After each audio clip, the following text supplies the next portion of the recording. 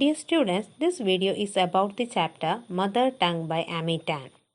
Mother Tongue is a personal essay by the American novelist Amy Tan, originally published in the literary magazine The Three Penny Review in 1990. The essay begins with Tan acknowledging that as a writer, she uses language as a tool in her work. It is how she conveys her ideas.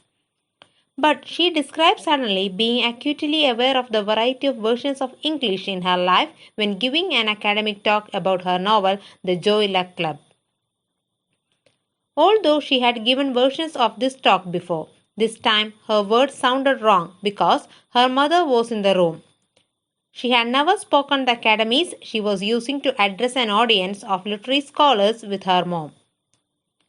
Later, she realized that the version of English she uses with her mother and close family is a kind of shorthand broken English that replicates some of the idiosyncrasies of a native speaker of Chinese who had learned English as an adult rather than as a child.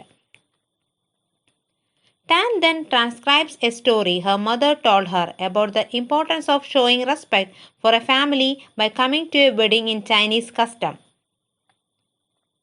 Although Tan's mother is very fluent in English, particularly in the written version of the language, her accent and choppy spoken grammar makes her hard to understand for some of Tan's friends. However, Tan hears her mother's speech as fluid and natural because she has grown up hearing her mother's version of English all her life. She understands it completely and without effort. Still, when she was growing up, Tan was ashamed of the way her mother expressed herself in English, especially when she saw how salespeople in stores or bank tellers ignored or demeaned her. It seemed as though society was telling Tan that her mother's limited speech was a huge and embarrassing problem. And conversely, knowing how she was perceived, Tan's mom would make her daughter pretend to be her on the phone in order to get the kind of treatment that unaccented English receives. One funny result of this. After calling her mom's stockbroker to complain about a delay, Tan later saw him when her mom went to see him in person and noticed his surprise that Mrs. Tan was suddenly yelling at him with a heavy accent. One less funny result. After being diagnosed with a brain tumor, Tan's mom called the hospital to get copies of her CT scan in order to understand her exact diagnosis. Despite her pleas that her husband and son had died of brain tumors and that she was extremely worried, the hospital refused to apologize for misplacing her test result. But when Tan calls, speaking without an accent, the hospital representative is deeply apologetic and promises to correct the error. Tan wonders whether the way her family spoke English could have limited her opportunities in life.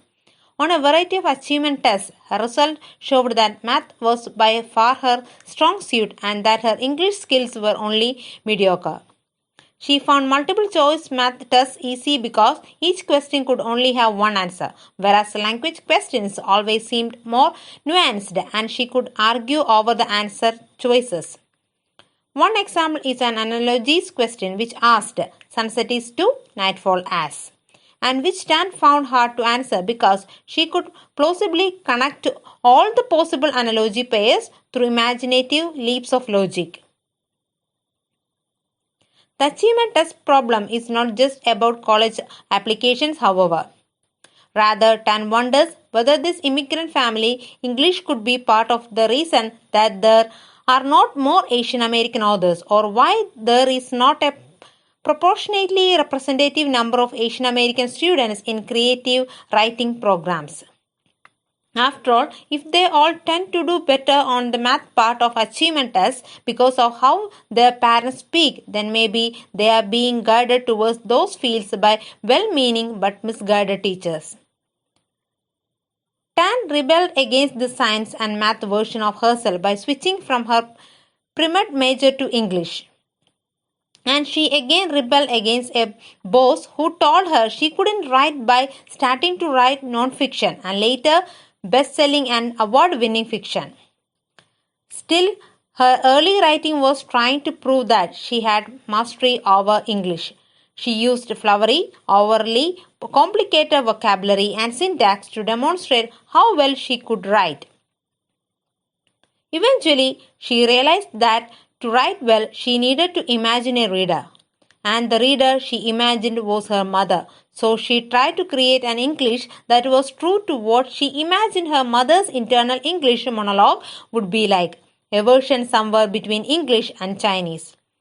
The essay ends with the line, I knew I had succeeded where it counted when my mother finished reading my book and gave me her verdict.